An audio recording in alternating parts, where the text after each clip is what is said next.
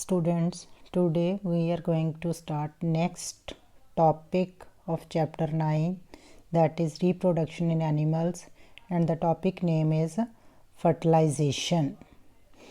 What do you mean by fertilization? It is the first step of reproduction. कि ਇਹ reproduction ਦਾ ਜਿਵੇਂ ਮੈਂ ਤੁਹਾਨੂੰ ਪਹਿਲਾਂ ਦੱਸ ਚੁੱਕੀ ਹਾਂ, ਰੀਪਰੋਡਕਸ਼ਨ ਦਾ ਮਤਲਬ ਮਤਲਬ ਦੁਬਾਰਾ ਪ੍ਰੋਡਕਸ਼ਨ ਮਤਲਬ ਪੈਦਾ ਕਰਨਾ, ਕਿ ਇਹ ਰੀਪਰੋਡਕਸ਼ਨ ਦਾ ਸਭ ਤੋਂ ਪਹਿਲਾ ਸਟੈਪ ਹੈ। ਇਹਦੇ ਵਿੱਚ ਕੀ ਹੁੰਦਾ ਵਾ, ਜਿਵੇਂ ਆਪਾਂ ਆਲਰੇਡੀ ਪਹਿਲਾਂ ਗੱਲ ਕਰ ਚੁੱਕੇ ਹਾਂ ਕਿ fusion of a sperm and an ovum ਵੀ ਕਹਿ ਦਿੰਦੇ ਆ ਜਾਂ ਐਗ ਵੀ ਕਹਿ ਦਿੰਦੇ ਆ, ਜਿਹੜਾ ਫੀਮੇਲ ਤੋਂ ਆਉਂਦਾ ਵਾ। ਉਹਨਾਂ ਨੇ ਕਿਹਾ ਕਿ ਸਪਰਮ ਦੀ ਅਤੇ ਓਵਮ ਦੀ ਜਦੋਂ ਆਪਸ ਦੇ ਵਿੱਚ ਮੀਟਿੰਗ ਹੁੰਦੀ ਆ ਜਾਂ ਆਪਸ ਦੇ ਵਿੱਚ ਜਦੋਂ ਜੁੜਦੇ ਆ, ਅਤੇ ਉਸ ਪ੍ਰੋਸੈਸ ਨੂੰ ਆਪਾਂ ਕੀ ਕਹਿੰਦੇ ਆ, fertilisation. When sperms come in contact with egg, ਕਿ ਜਦੋਂ ਉਹ ਸਪਰਮ ਐਗ ਦੇ ਕੰਟੈਕਟ ਵਿੱਚ ਆਉਂਦੇ ਆ ਅਤੇ ਉਹਨਾਂ ਵਿੱਚੋਂ ਮਿਲੀਅਨਸ ਆਫ ਸਪਰਮਸ ਹੁੰਦੇ ਆ, ਪਰ ਉਹਨਾਂ ਦੇ ਵਿੱਚੋਂ ਸਿਰਫ ਇੱਕ ਸਪਰਮ ਜਿਹੜਾ ਵਾ ਉਹ ਐਗ ਦੇ ਨਾਲ ਫਿਊਜ਼ ਕਰਦਾ, ਯਾਨੀ ਕਿ ਜੁੜਦਾ ਵਾ।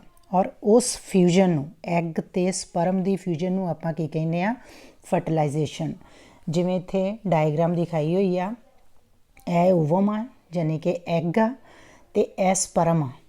ਇਹਨਾਂ ਵਿੱਚੋਂ ਇੱਕ ਸਪਰਮ ਜਿਹੜਾ ਵਾ ਉਹ ਇਸ ਐਗ ਦੇ ਨਾਲ ਮਿਲੇਗਾ, ਅਤੇ ਇਸ ਜਦੋਂ ਮਿਲੇਗਾ ਯਾਨੀ ਕਿ ਜੁੜੇਗਾ, ਫਿਊਜ਼ ਕਰੇਗਾ, ਅਤੇ ਜਦੋਂ ਇਹ ਫਿਊਜ਼ ਕਰੇਗਾ ਸਪਰਮ ਐਗ ਦੇ ਨਾਲ, ਉਸ ਪ੍ਰੋਸੈਸ ਨੂੰ ਅਸੀਂ ਕੀ ਕਹਿੰਦੇ ਆ, ਫਰਟੀਲਾਈਜੇਸ਼ਨ। ਯਾਨੀ ਕਿ ਫਰਟੀਲਾਈਜੇਸ਼ਨ ਜਿਹੜੀ ਆ, ਇਹਦੇ 'ਚ ਜਿਹੜਾ ਸਪਰਮ ਅਤੇ ਐਗ ਫਿਊਜ਼ ਕਰਨ ਦੇ ਨਾਲ ਕੀ ਬਣ ਜਾਂਦਾ ਹੈ, ਜ਼ਾਈਗੋਟ। ਕੀ ਬਣਦਾ ਹੈ, ਜ਼ਾਈਗੋਟ। ਅਤੇ ਕਿਵੇਂ ਬਣਦਾ ਵਾ ਜ਼ਾਈਗੋਟ, ਕਿ ਜਿਹੜਾ ਸਪਰਮ ਦਾ ਨਿਊਕਲੀਆਈ ਅਤੇ ਐਗ ਦਾ ਨਿਊਕਲੀਆਈ ਦੋਨੋਂ ਆਪਸ ਦੇ ਵਿੱਚ ਫਿਊਜ਼ ਕਰਕੇ ਇੱਕ ਸਿੰਗਲ ਨਿਊਕਲੀਅਸ ਬਣਾ ਲੈਂਦੇ ਆ। ਇੱਕ ਇਹਦੇ 'ਚ ਸਪਰਮ ਦਾ ਨਿਊਕਲੀਅਸ ਆ, ਇੱਕ ਐਗ ਦਾ ਨਿਊਕਲੀਅਸ। ਇਹ ਦੋਨੋਂ ਨਿਊਕਲੀਆਈ ਮਿਲ ਕੇ ਇੱਕ ਸਿੰਗਲ ਨਿਊਕਲੀਅਸ ਜਿਹੜਾ ਵਾ ਉਹ ਬਣਾ ਲੈਂਦੇ ਆ। ਔਰ ਜਦੋਂ ਸਿੰਗਲ ਨਿਊਕਲੀਅਸ ਬਣ ਜਾਂਦਾ ਅਤੇ ਉਸ ਸਟਰਕਚਰ ਨੂੰ ਅਸੀਂ ਕੀ ਕਹਿੰਦੇ ਆ, ਜ਼ਾਈਗੋਟ। ਜ਼ਾਈਗੋਟ ਜਿਹੜੀ ਆ, that is the beginning of A new individual, ਯਾਨੀ ਕਿ ਇੱਕ ਨਵੇਂ ਜਿਹੜਾ ਇੰਡੀਵਿਜੂਅਲ ਪੈਦਾ ਹੋਣਾ ਵਾ, ਉਹਦੀ ਸ਼ੁਰੂਆਤ ਆ ਜ਼ਾਈਗੋਟ।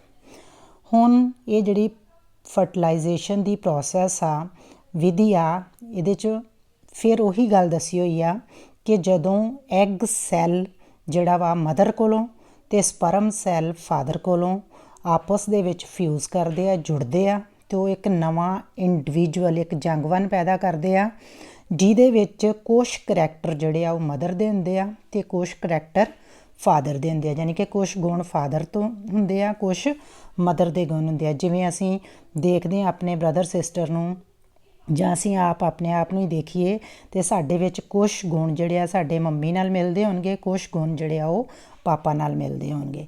ਇਹ ਕਿਉਂਕਿ ਉਹ ਫਰਟੀਲਾਈਜੇਸ਼ਨ ਜਦੋਂ ਹੁੰਦੀ ਆ ਅਤੇ ਐਗ ਅਤੇ ਸਪਰਮ ਦਾ ਨਿਊਕਲੀਆਈ ਜਿਹੜਾ ਵਾ ਉਹ ਮਿਲ ਕੇ ਫਿਊਜ਼ ਕਰਕੇ ਇੱਕ ਜ਼ਾਈਗੋਟ ਬਣਾਉਂਦਾ ਵਾ, ਜਿਹਦਾ ਕਰਕੇ ਸਾਡੇ ਵਿੱਚ ਫਾਦਰ ਅਤੇ ਮਦਰ ਦੋਨਾਂ ਦੇ ਕੁਛ ਇੱਕ ਗੁਣ ਜਿਹੜੇ ਆ ਉਹ ਆ ਜਾਂਦੇ ਆ।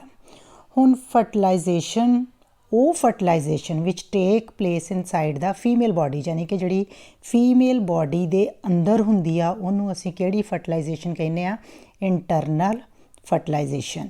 ਹੁਣ ਇੰਟਰਨਲ ਫਰਟੀਲਾਈਜੇਸ਼ਨ ਕਿਹਨਾਂ 'ਚ ਹੁੰਦੀ ਆ, ਕਿਹੜੇ ਐਨੀਮਲਸ ਵਿੱਚ ਹੁੰਦੀ ਆ, ਜਿਵੇਂ ਹਿਊਮਨਸ ਦੇ ਵਿੱਚ, ਕਾਊਸ, ਡੌਗਸ ਐਂਡ ਹੈਨਸ, ਕਿ ਜਿਹੜੇ ਆਪਣੇ ਬੱਚਿਆਂ ਨੂੰ ਆਪ ਜਨਮ ਦਿੰਦੇ ਆ।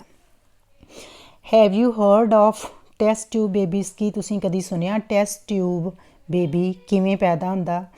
ਕਿ ਜਿਹੜਾ ਬੂਝੋ ਅਤੇ ਪਹੇਲੀ ਆ, ਉਹਨਾਂ ਦੇ ਟੀਚਰ ਨੇ ਉਹਨਾਂ ਨੂੰ ਇੱਕ ਵਾਰ ਕਲਾਸ ਦੇ ਵਿੱਚ ਦੱਸਿਆ ਸੀਗਾ ਕਿ ਜਿਹੜੀਆਂ ਲੇਡੀਜ਼ ਦੇ ਜਾਂ ਜਿਹੜੀਆਂ ਫੀਮੇਲਸ ਦੀ ਓਵੀਡਕਟ, ਆਪਾਂ ਓਵੀਡਕਟ ਬਾਰੇ ਗੱਲ ਕੀਤੀ ਸੀ, ਫੀਮੇਲ ਦਾ ਪਾਰਟ ਹੁੰਦਾ ਵਾ ਇਹ, ਕਿ ਜਦੋਂ ਕੁਛ ਲੇਡੀਜ਼ ਦੀ ਓਵੀਡਕਟ ਜਿਹੜੀ ਆ ਇਹ ਬਲੋਕ ਹੁੰਦੀ ਆ, ਯਾਨੀ ਕਿ ਰਸਤਾ ਬੰਦ ਹੁੰਦਾ ਵਾ, ਅਤੇ ਉਹਨਾਂ ਦੇ ਜਿਹੜਾ ਯੂਟਰਸ ਆ ਉਹ ਬੇਬੀ ਨੂੰ ਕੈਰੀ ਨਹੀਂ ਕਰ ਸਕਦਾ। ਕਿਉਂ ਨਹੀਂ ਕਰ ਸਕਦਾ ਬੇਬੀ ਨੂੰ ਕੈਰੀ?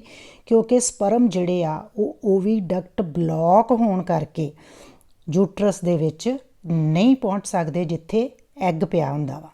ਇਸ ਕਰਕੇ ਉਹਨਾਂ ਕੇਸਿਸ ਦੇ ਵਿੱਚ ਫਿਰ ਕੀ ਕਰਦੇ ਆ ਡਾਕਟਰ, ਕਿ ਡਾਕਟਰ ਜਿਹੜੇ ਫਰੈਸ਼ਲੀ ਰਿਲੀਜ਼ਡ ਐਗ ਹੁੰਦੇ ਆ ਉਹਨੂੰ ਲੈ ਕੇ ਅਤੇ ਸਪਰਮਸ ਨੂੰ ਲੈ ਕੇ ਦੋਨਾਂ ਨੂੰ ਕੁਛ ਘੰਟਿਆਂ ਲਈ ਇਕੱਠੇ ਰੱਖਦੇ ਆ। ਉਸ ਵਿਧੀ ਨੂੰ ਕੀ ਕਹਿੰਦੇ ਆ? IVF ਔਰ ਇਨ ਵਿਟਰੋ ਫਰਟੀਲਾਈਜ਼ੇਸ਼ਨ ਆਊਟਸਾਈਡ ਦਾ ਬੋਡੀ। ਹੁਣ ਉਸ ਕੇਸ ਦੇ ਵਿੱਚ ਜਿਹੜੀ ਫਰਟੀਲਾਈਜ਼ੇਸ਼ਨ ਆ, ਜੇਕਰ ਉਹ ਹੋ ਜਾਂਦੀ ਆ ਅਤੇ ਉਹਨੂੰ ਫਿਰ ਜਿਹੜਾ ਜ਼ਾਇਗੋਟ ਆ ਉਹਨੂੰ 1 ਹਫ਼ਤੇ ਦੇ ਲਈ ਬਾਹਰ ਹੀ ਬੋਡੀ ਤੋਂ ਰੱਖਿਆ ਜਾਂਦਾ ਹੈ ਅਤੇ ਜਦੋਂ ਉਹਦੇ 'ਚ ਡਿਵੈਲਪਮੈਂਟ ਹੋਣੀ ਸ਼ੁਰੂ ਹੁੰਦੀ ਹੈ ਫਿਰ ਉਸ ਨੂੰ ਮਦਰ ਦੀ ਯੂਟਰਸ ਵਿੱਚ ਯਾਨੀ ਕਿ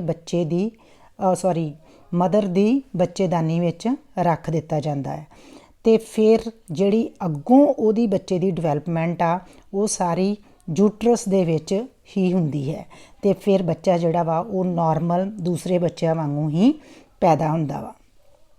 ਇਹਦੇ 'ਚ ਇੱਕ ਮਿਸਲੀਡਿੰਗ ਮਤਲਬ ਲੋਕਾਂ ਨੂੰ ਗਲਤ ਗਾਈਡ ਕਰਨ ਦੇ ਲਈ ਕਿ ਇਹ ਨਹੀਂ ਆ ਕਿ ਜੇਕਰ ਟੈਸਟ ਟਿਊਬ ਬੇਬੀ ਹੈ ਤਾਂ ਉਹ ਟੈਸਟ ਟਿਊਬ ਦੇ ਵਿੱਚ ਹੀ ਹੋਏਗਾ। ਨਹੀਂ, ਜਿਵੇਂ ਕਿ ਮੈਂ ਉੱਪਰ ਦੱਸਿਆ ਕਿ ਮਦਰ ਅਤੇ ਫਾਦਰ ਦੇ ਐਗ ਅਤੇ ਸਪਰਮ ਲੈ ਕੇ ਉਹਨਾਂ ਨੂੰ 1 ਹਫ਼ਤੇ ਦੇ ਲਈ ਬਾਹਰ ਰੱਖਿਆ ਜਾਂਦਾ, ਯਾਨੀ ਕਿ ਦੋਨਾਂ ਨੂੰ ਆਪਸ ਦੇ ਵਿੱਚ ਮਿਲਾ ਕੇ ਬਾਹਰ ਰੱਖਿਆ ਜਾਂਦਾ। ਜੇਕਰ ਉਹਦੇ ਵਿੱਚ ਡਿਵੈਲਪਮੈਂਟ ਫਰਟੀਲਾਈਜ਼ੇਸ਼ਨ ਸਟਾਰਟ ਹੋ ਜਾਂਦੀ ਹੈ ਫਿਰ ਉਹਨੂੰ ਹਫ਼ਤੇ ਬਾਅਦ ਮਦਰ ਦੇ ਯੂਟਰਸ ਦੇ ਵਿੱਚ ਟਰਾਂਸਪਲਾਂਟ ਕਰ ਦਿੱਤਾ ਜਾਂਦਾ ਹੈ, ਰੱਖ ਦਿੱਤਾ ਜਾਂਦਾ ਹੈ ਅਤੇ ਫਿਰ ਬੱਚਾ ਜਿਹੜਾ ਹੈ ਉਹ ਨੋਰਮਲ ਬੱਚੇ ਵਾਂਗੂ ਹੀ ਯੂਟਰਸ ਦੇ ਵਿੱਚ ਗਰੋ ਕਰਦਾ ਹੈ ਅਤੇ ਨੋਰਮਲ ਹੀ ਉਹਦੀ ਡਿਲੀਵਰੀ ਹੁੰਦੀ ਹੈ। ਨੈਕਸਟ ਕਿ ਜਿਹੜੀ ਕੁਛ ਜਾਨਵਰ ਇਹੋ ਜਿਹੇ ਹਨ ਜਿਨ੍ਹਾਂ ਦੇ ਵਿੱਚ fertilization outside the body of the female, ਯਾਨੀ ਕਿ ਕੁਛ ਜਾਨਵਰ ਇਹੋ ਜਿਹੇ ਜਿਨ੍ਹਾਂ ਦੀ ਬੋਡੀ ਦੇ ਅੰਦਰ ਫਰਟੀਲਾਈਜ਼ੇਸ਼ਨ ਹੁੰਦੀ ਹੈ ਅਤੇ ਕੁਛ ਐਨੀਮਲਸ ਇਹੋ ਜਿਹੇ ਆ ਜਿਨ੍ਹਾਂ ਦੀ ਬੋਡੀ ਦੇ ਬਾਹਰ ਫਰਟੀਲਾਈਜ਼ੇਸ਼ਨ ਹੁੰਦੀ ਹੈ, ਯਾਨੀ ਕਿ ਐਗ ਅਤੇ ਸਪਰਮ ਬੋਡੀ ਤੋਂ ਬਾਹਰ ਮੀਟ ਕਰਦੇ ਆ। ਉਹ ਜਿਵੇਂ ਫਰਟੀਲਾਈਜ਼ੇਸ਼ਨ ਉਹਨਾਂ ਐਨੀਮਲਸ ਦੀ ਜਿਹੜੀ ਫਰਟੀਲਾਈਜ਼ੇਸ਼ਨ ਆ ਉਹ ਕਿੱਥੇ ਹੁੰਦੀ ਆ? ਪਾਣੀ ਦੇ ਵਿੱਚ। ਜਿਵੇਂ ਉਹਨੇ ਐਕਟੀਵਿਟੀ 9.1 ਦੱਸਿਆ ਕਿ ਅਸੀਂ ਆਪਣੇ ਕੋਈ ਨੇੜੇ ਬੰਨੇ ਪੌਂਡਸ ਜਾਂ ਕੋਈ ਫਲੋਇੰਗ ਸਟਰੀਮਸ ਆ ਸਾਡੇ ਆਲੇ ਦੁਆਲੇ ਅਤੇ ਉਹਦੇ ਜਾ ਕੇ ਅਸੀਂ ਕਿਨਾਰੇ ਦੇਖੀਏ ਅਤੇ ਉਹਦੇ ਵਿੱਚ ਸਪਰਿੰਗ ਜਾਂ ਰੇਨੀ ਸੀਜ਼ਨ ਦੇ ਵਿੱਚ ਕੀ ਹੁੰਦਾ ਕਿ ਫਰੋਗਸ ਜਾਂ ਟੋਡਸ ਜਿਹੜੇ ਆ ਉਹ ਛੱਪੜਾਂ ਦੇ ਵਿੱਚ ਮੂਵ ਕਰਦੇ ਆ ਅਤੇ ਉਹਦੇ 'ਚ ਜਦੋਂ ਮੇਲ ਅਤੇ ਫੀਮੇਲ ਪਾਣੀ ਦੇ ਵਿੱਚ ਇਕੱਠੇ ਹੁੰਦੇ ਆ ਅਤੇ ਫੀਮੇਲ ਜਿਹੜੀ ਆ ਉਹ 100s ਆਫ ਐਗਸ ਯਾਨੀ ਕਿ 100 ਦੇ ਕਰੀਬ ਜਿਹੜੇ ਅੰਡੇ ਆ ਉਹ ਲੇ ਕਰ ਦਿੰਦੀ ਹੈ ਯਾਨੀ ਕਿ ਫੀਮੇਲ ਜਿਹੜੀ। ਅਤੇ ਪਰ ਉਹਦਾ ਜਿਹੜਾ ਅੰਡਾ ਵਾ, ਫਰੋਗ ਦਾ ਜਿਹੜਾ ਅੰਡਾ ਵਾ ਜਾਂ ਜਿਹੜੇ ਵਾਟਰ ਐਨੀਮਲਸ ਦੇ ਐਗਸ ਆ ਉਹ ਮੁਰਗੀ ਦੇ ਅੰਡੇ ਵਾਂਗੂ ਉਹਨਾਂ ਦੇ ਬਾਹਰ ਸਖਤ ਸ਼ੈੱਲ ਨਹੀਂ ਹੁੰਦਾ, ਉਹ ਬੜਾ ਸੌਫਟ ਜਾਂ ਉਹਨੂੰ ਕਹਿ ਲਓ ਕਿ ਡੈਲੀਕੇਟ ਲੇਅਰ ਹੁੰਦੀ ਆ ਉਹਦੀ।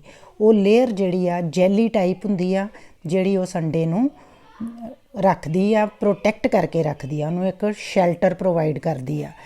ਔਰ ਫਿਰ ਜਿਹੜੇ ਐਗਸ ਆ ਉਹ ਜਦੋਂ ਲੇ ਕੀਤੇ ਜਾਂਦੇ ਆ as the eggs are laid the male deposits sperms over them ਕਿ ਜਿਉਂ ਹੀ ਫੀਮੇਲ ਜਿਹੜੀ ਆ ਉਹ ਪਾਣੀ ਦੇ ਵਿੱਚ ਅੰਡੇ ਦਿੰਦੀ ਆ ਅਤੇ ਮੇਲ ਜਿਹੜਾ ਵਾ ਉਹ ਉਹਨਾਂ ਅੰਡਿਆਂ ਦੇ ਉੱਪਰ ਆਪਣੇ ਸਪਰਮਸ ਨੂੰ ਡਿਪੋਜ਼ਿਟ ਕਰ ਦਿੰਦਾ ਵਾ। ਇਸ ਤਰ੍ਹਾਂ ਹਰ ਇੱਕ ਸਪਰਮ ਜਿਹੜਾ ਵਾ ਉਹ ਪਾਣੀ ਦੇ ਵਿੱਚ ਰੈਂਡਮਲੀ ਸਵਿਮ ਕਰਦਾ, ਰੈਂਡਮਲੀ ਮਤਲਬ ਜ਼ਿਗਜ਼ੈਗ ਮੈਨਰ ਦੇ ਵਿੱਚ ਸਵਿਮ ਕਰਦਾ ਵਾ। ਔਰ ਕਾਹਦੇ ਨਾਲ ਸਵਿਮ ਕਰਦਾ ਵਾ? With the help of its long tail. ਜਿਵੇਂ ਕਿ ਆਪਾਂ ਪਿੱਛੇ ਪੜ੍ਹਿਆ ਸੀਗਾ ਸਪਰਮ ਦੀ ਸਟਰਕਚਰ ਦੇ ਵਿੱਚ ਕਿ ਸਪਰਮ ਦੇ ਵੀ ਪਾਰਟਸ ਹੁੰਦੇ ਆ, head, middle piece, then tail. ਉਹ ਉਸ ਟੇਲ ਦੀ ਮਦਦ ਦੇ ਨਾਲ ਪਾਣੀ ਦੇ ਵਿੱਚ ਮੂਵ ਕਰਦਾ ਵਾ। ਫਿਰ ਜਿਹੜੇ ਸਪਰਮਸ ਆ ਉਹ ਮੂਵ ਕਰਦਿਆਂ ਜਿਹੜੇ ਪਾਣੀ ਦੇ ਵਿੱਚ ਐਗਸ ਫੀਮੇਲ ਨੇ ਲੇ ਕੀਤੇ ਹੁੰਦੇ ਆ ਉਹਨਾਂ ਦੇ ਕੰਟੈਕਟ ਵਿੱਚ ਆਉਂਦਾ ਵਾ। ਔਰ ਜਦੋਂ ਉਹ ਸਪਰਮ ਅਤੇ ਐਗ ਆਪਸ ਦੇ ਵਿੱਚ ਫਿਊਜ਼ ਕਰਦੇ ਯਾਨੀ ਕਿ ਜੁੜਦੇ ਆ ਅਤੇ ਉਸ ਪ੍ਰੋਸੈਸ ਨੂੰ ਫਿਰ ਅਸੀਂ ਕੀ ਕਹਿੰਦੇ ਆ? ਫਰਟੀਲਾਈਜ਼ੇਸ਼ਨ। ਔਰ ਇਸ ਤਰ੍ਹਾਂ ਦੀ ਫਰਟੀਲਾਈਜ਼ੇਸ਼ਨ ਜਿਹਦੇ ਵਿੱਚ ਫਿਊਜ਼ਨ ਜਿਹੜੀ ਆ ਯਾਨੀ ਕਿ ਸਪਰਮ ਅਤੇ ਐਗ ਜਿਹੜੇ ਫਿਊਜ਼ ਕਰਦੇ ਜੁੜਦੇ ਆ ਅਤੇ ਉਹ ਫੀਮੇਲ ਦੀ ਬੋਡੀ ਦੇ ਬਾਹਰ ਮਿਲਦੇ ਆ, ਫਿਊਜ਼ ਕਰਦੇ ਆ, ਜੁੜਦੇ ਆ, ਉਹਨੂੰ ਆਪਾਂ ਕਹਿੰਦੇ ਆ ਐਕਸਟਰਨਲ ਫਰਟੀਲਾਈਜ਼ੇਸ਼ਨ। ਯਾਨੀ ਕਿ ਫੀਮੇਲ ਦੀ ਬੋਡੀ ਦੇ ਅੰਦਰ ਨਹੀਂ, ਉਹ ਪਾਣੀ ਦੇ ਵਿੱਚ ਸਪਰਮ ਅਤੇ ਐਗਸ ਜਿਹੜੇ ਆ, these are the gametes, male and female gametes that take place outside the body of the female, यानी कि फीमेल की बॉडी के बाहर वो दोनों फ्यूज़ करते हैं, जिन्होंने आप कहने external fertilisation. And it is very common in aquatic animals कि इन्हां दे विच आम हुंदी है, जिवें मैं पहलां भी तुहानूं दस चुकी हाँ कि जिहड़े पानी दे विच जानवर रहिंदे आ उन्हां दे विच एक्सटर्नल फर्टिलाइजेशन प्रोसैस जिहड़ी आ वो हुंदी आ, जिवें फिश, स्टार फिश एक्सैक्ट्रा, कि जिहड़े एक्वेटिक एनीमल्स। Thank you.